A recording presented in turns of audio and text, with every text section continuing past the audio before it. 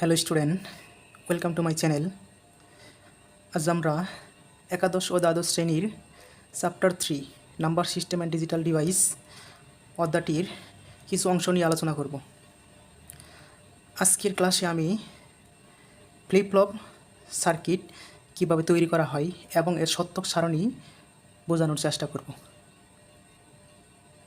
Flip flop circuit হলো যে সার্কিটে বিভিন্ন ইনপুট দিলে সেই ইনপুটগুলিকে সে জমা করে রাখে বা স্টোরেজ করে, যেমন কাজ করে বিভিন্ন রেজিস্টার।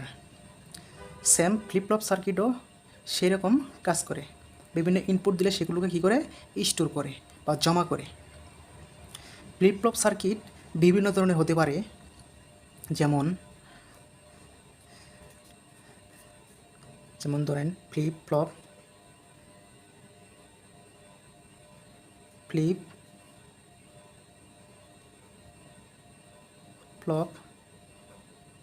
এর প্রকার। এটাকে যদি আমরা প্রকারভেদ করি তাহলে দেখেন আমরা কি কি পাই। খেয়াল করেন,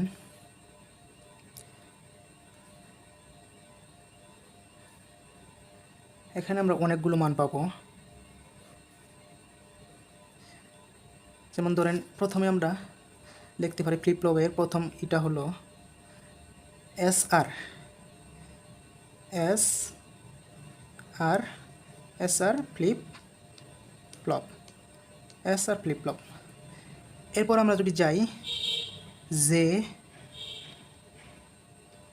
J K flip flop.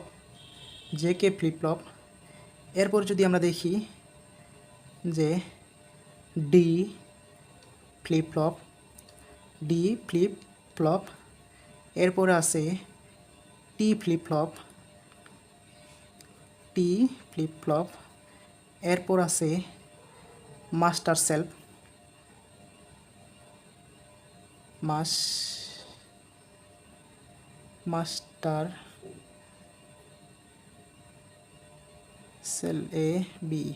Master cell flip flop. এগুলো প্রকার আছে ফ্লিপ ফ্লপের।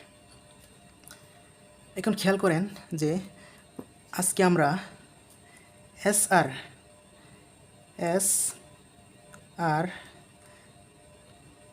ফ্লিপ ফ্লপ নিয়ে কী করব, আলোচনা করব। আজকে আমরা কি এস আর ফ্লিপ ফ্লপ নিয়ে আলোচনা করব। এখন খেয়াল করেন যে এস আর ফ্লিপ ফ্লপের ক্ষেত্রে প্রথমে আমরা ন্যান্ড গেটের মাধ্যমে সার্কিটটা বাস্তবায়ন করব। তাহলে ন্যান্ড গেটের জন্য আমরা প্রথমে কি করব, ন্যান্ড গেটটা এঁকে নেব।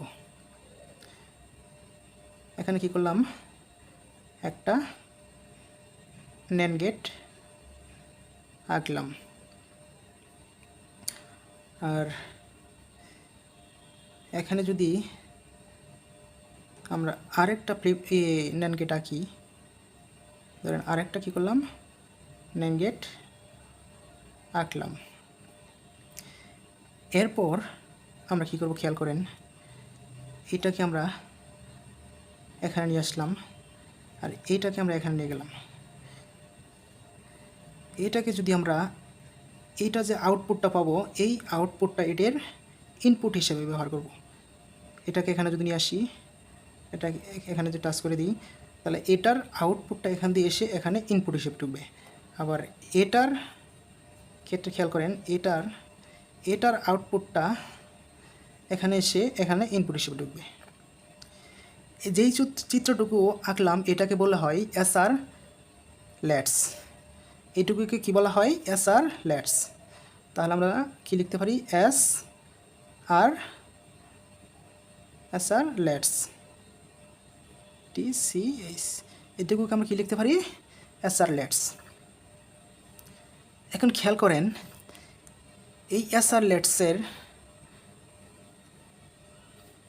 এখানে আমরা যদি আউটপুটটা, প্রথম একটা আউটপুটকে আমরা কিউ দ্বারা প্রকাশ করি আর এই আউটপুটটাকে যদি আমরা কিউ প্রাইম দ্বারা প্রকাশ করি, এই এস আর ল্যাটসের মান এখানে যদি আমরা ধরেন এটাতে যদি আমরা জিরো দেই, আর আর এটাতে যদি আমরা যদি 0 দেই তাহলে কি হবে,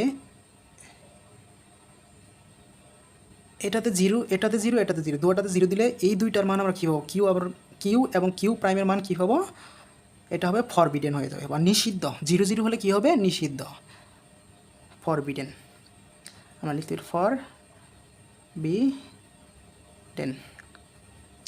এরপর খেয়াল করেন এইটাতে যদি আমরা 0 দেই আর এইটাতে যদি আমরা 1 দিই তাহলে কি হবে, প্রথমটাতে কি 0, পরেরটাতে যদি 1 দেই এক্ষেত্রে আমরা কী পাবো, কিউ এর ক্ষেত্রে পাবো কি 1 এবং কিউ প্রাইমের ক্ষেত্রে কী পাবো 0।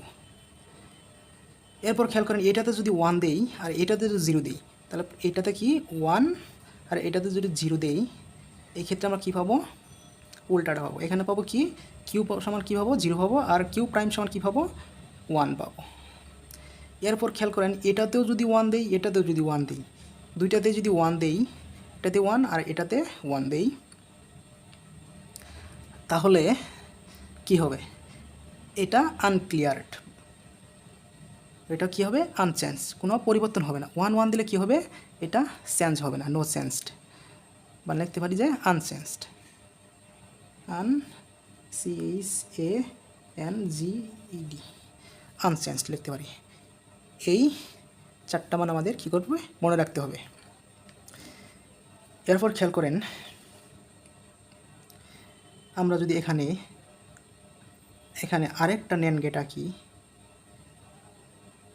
আরেকটা NAND গেট আঁকলাম, এই NAND গেটের ভিতর আমরা একটা, যেহেতু SR এটাতে S দিলাম, আর এইখানে যদি আমরা আরেকটা NAND গেট আঁকি, এখানে ধরেন আরেকটা কী করলাম NAND গেট আঁকলাম, এইটাতে আমরা কী করলাম আরেকটা আর দিয়ে দিলাম SR, যেহেতু SR ফ্লিপফ্লপ SR। এখন খেয়াল করেন NAND গেটের ক্ষেত্রে দুইটি ইনপুট দিতে হয়, তাহলে আরেকটা ইনপুট, এখান থেকে কি আরেকটা ইনপুট, এই ইনপুটটা কী করব আমরা নিজেরা পরিচালনা করব, আমাদের খুশি মোতাবেক দিব। এটা যদি সুইচ হয় তাহলে আমরা এটা কী লিখতে পারি, এটা কী লিখতে পারি ক্লিক, আমরা নিজেরা সুইচ দিব এখানে। এখন খেয়াল করেন যে আমরা এটার যদি SR এর যদি সত্যক সারণী আঁকি তাহলে খেয়াল করেন যেহেতু দুটি ইনপুট, তাহলে দুটি ইনপুটের জন্য আমরা কী করবো 4টি সারিযুক্ত একটি সারণী আঁকব।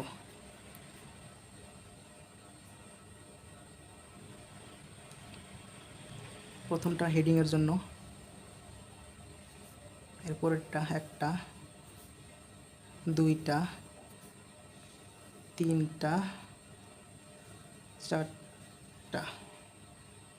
এখন খেয়াল করেন একটা যদি S এর জন্য নেই, এরপরেরটা যদি R এর জন্য নেই, এরপরে এই ক্লিকের জন্য একটা আমরাই নিব, CL ক্লিকের জন্য একটা নিব,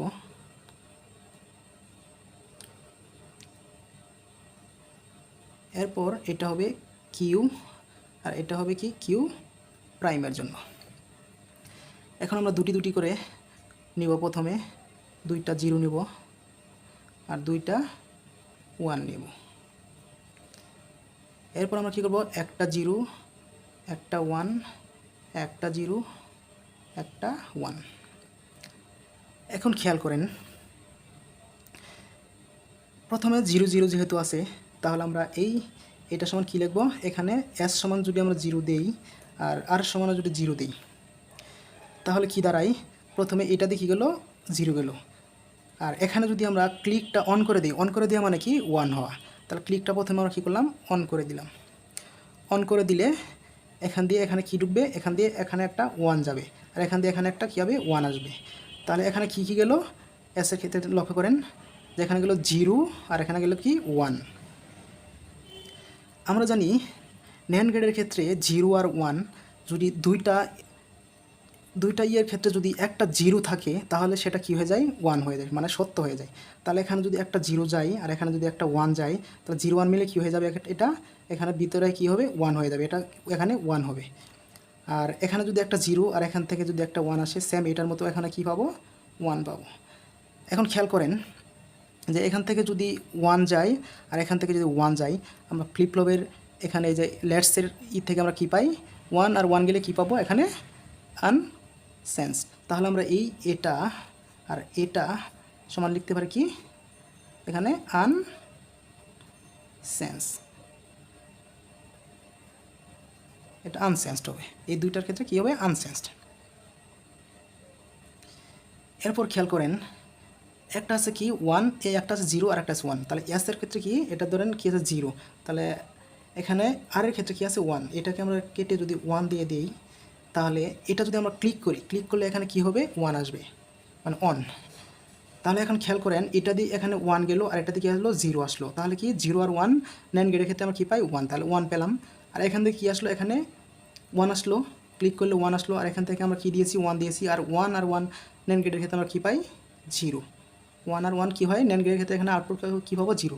এখন খেয়াল করেন এখানে আসলো কি, ভিতরে গেল 1, এই 1টা এখান দিয়ে এখানে গেল আর এখান থেকে 0 গেল।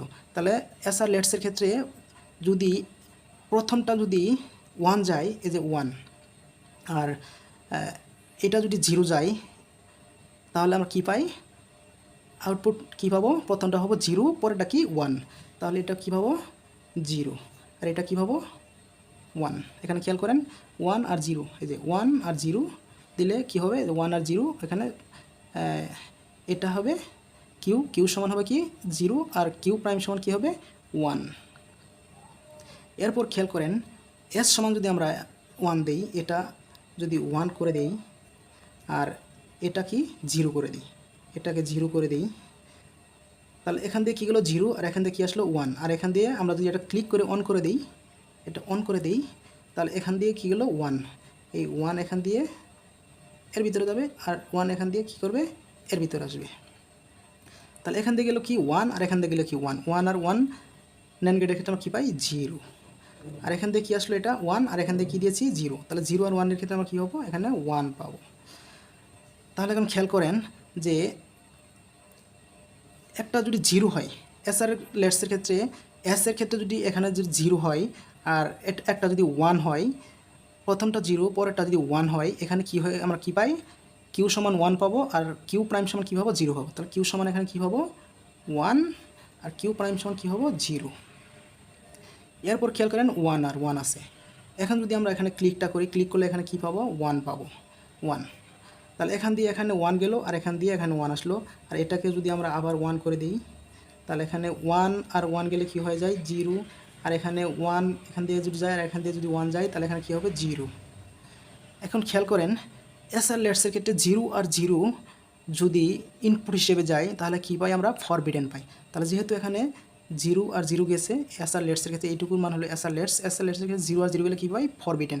তাহলে 1 আর 1 দিলে আমরা এখানে কী পাবো, এটা আর এটা কী পাবো, ফরবিডেন বা নিষিদ্ধ, ফরবিডেন।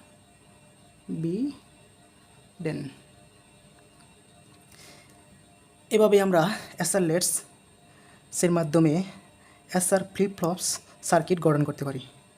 আশা করি আমরা এই সত্যক সারণী এবং সার্কিট গঠন পদ্ধতি বুঝতে পারছি। আপনারা বিষয়গুলো ভালোভাবে খেয়াল করবেন, অবশ্যই বুঝতে পারবেন। আজ এই পর্যন্তই, আবার দেখা হবে নেক্সট ক্লাসে। পরবর্তী আপডেট ভিডিও পেতে চ্যানেলটি অবশ্যই সাবস্ক্রাইব করবেন। ধন্যবাদ সবাইকে সাথে থাকার জন্য।